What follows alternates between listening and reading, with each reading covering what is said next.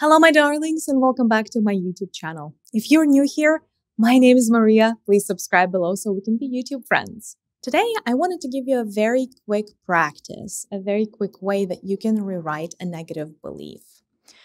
I find that not enough people talk about how to do that, and I found in my practice, I found that this way works.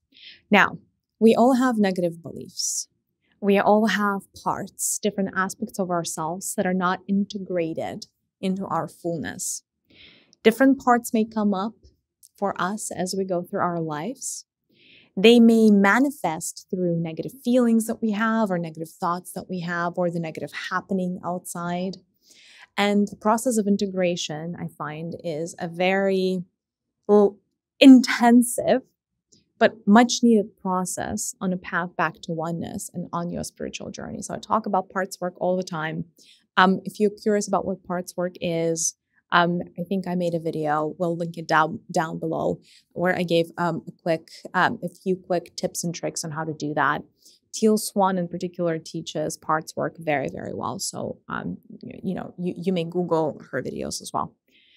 Here's the deal. Usually when I do parts work, or when I work with people that need certain parts integrated, once you work through a particular part or a number of parts, one of the things that is usually missed or omitted as a step is the rewriting of the core belief that part or parts subscribed to.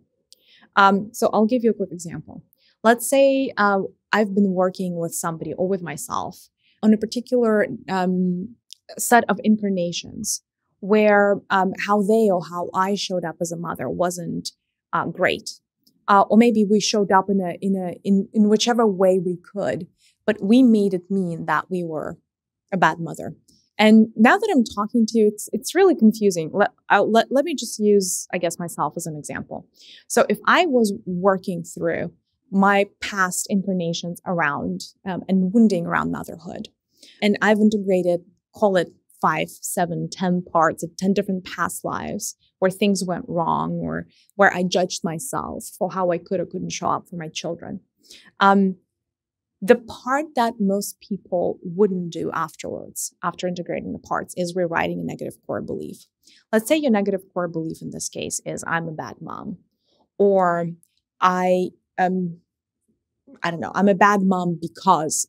Rewriting that negative core belief and substituting it with a new core belief is actually going to, it's like starting with a blank slate.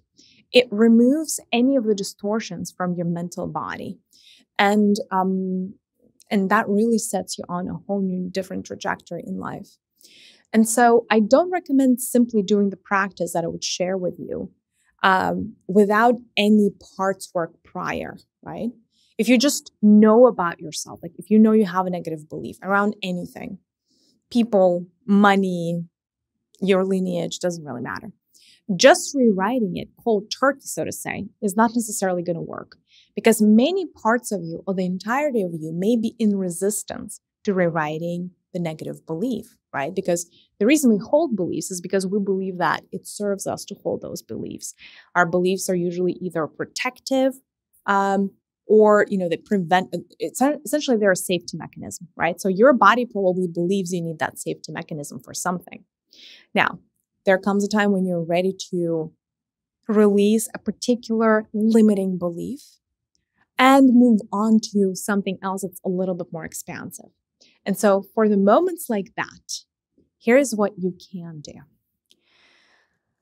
First, if you have been able to identify the belief, or if you have been able to roughly identify what your core belief is, here's what you would do. And you're ready to rewrite it. Here's what you would do. You would close your eyes and you would imagine that belief is written on the sky above you.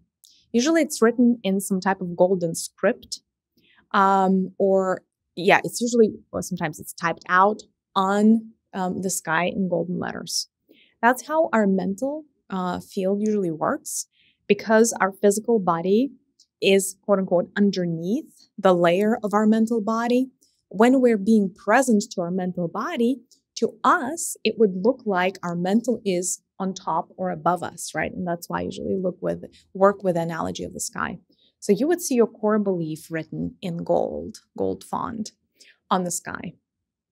What you would then want to do is you would want to take like an eraser or a sponge or something that can remove things that is very potent. Sometimes if that doesn't work, imagine taking acid and removing that core belief from your sky. If for some reason you cannot remove the belief, it is because there is a part of you, an aspect of you, that is holding on to that belief for dear life and does not believe that it is in your best interest to rewrite that belief. If that is the case, what are you going to do? You are going to connect to that part and do parts work on that part, integrating that part into the fullness of you. You're going to try to understand, where does that part of you live? What does it look like? Is it male? Is it female? Is it a thing? Is it an object? What is its purpose? How long ago was it created?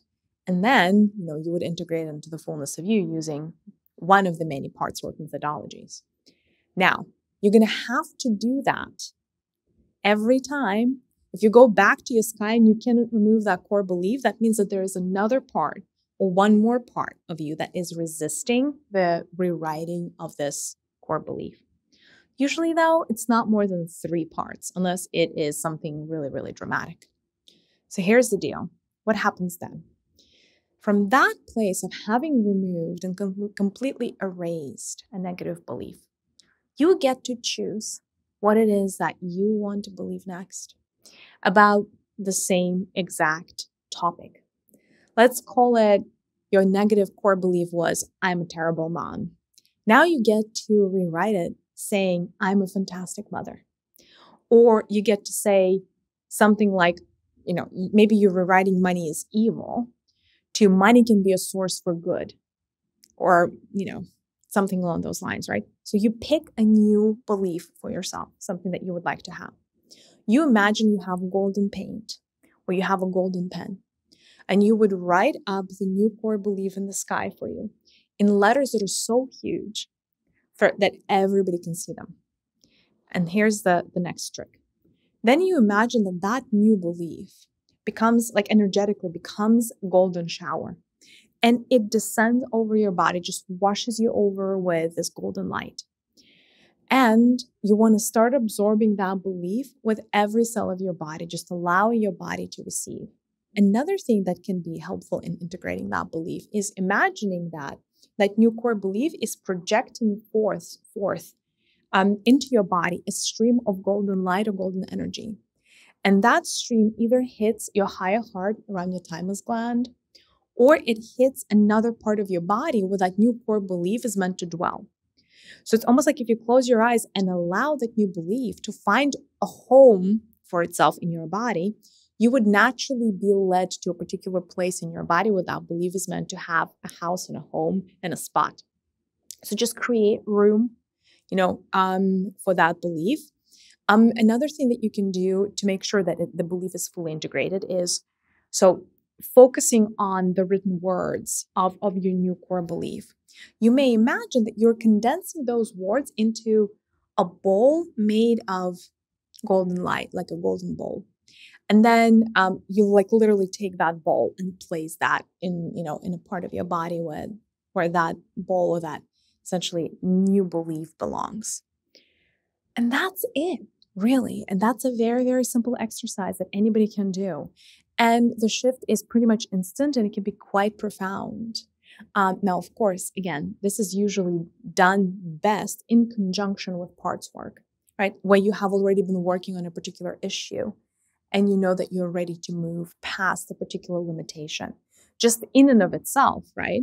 Most likely, let's take, money, for instance, a core belief around money as an example. If you didn't do any parts work, if you didn't look into past lives, if you didn't understand the precursor to why you have a certain negative belief, rewriting it is going to be futile.